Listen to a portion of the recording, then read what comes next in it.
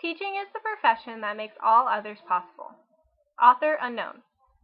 That is my absolute favorite quote, because for as long as I can remember, I have always wanted to become a teacher.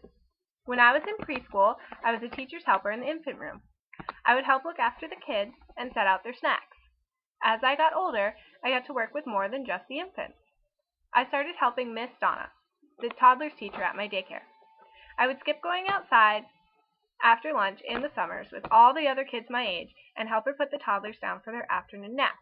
I loved the feeling of being needed, and of course, I loved the kids. Once I got to high school, everything was centered around, what do you want to do after you graduate? Teaching was always in the back of my mind, but really, what ninth grader actually has a definite answer? While taking an English 2 honors class in the 10th grade, my teacher, Miss David, assigned a research paper on options we wanted to pursue after high school. I knew I wanted to do it on teaching, but didn't really know where to start for the observation hours we needed to complete.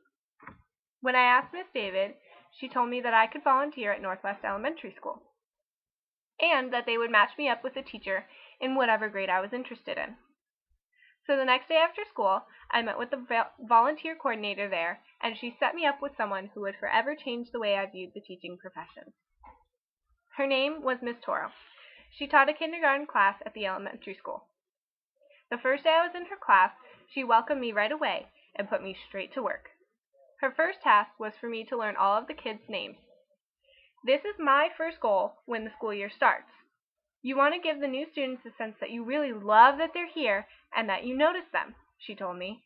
She was so positive and so happy, you could really tell she loved what she was doing. From that day on, every Monday after school, I went to her class to volunteer and spend time with her students. She showed me the ins and outs of what she really did. She showed me how to make lesson plans and tricks to make things more fun for the kids. I loved seeing the way she interacted with them. Even when she was getting frustrated, she always stayed calm and never had to raise her voice. That's something I really admired, because, personally, I yell. If it were me in her position, I wouldn't have nearly enough patience to stay calm. Her students really seemed to respect her and listen to everything that she told them.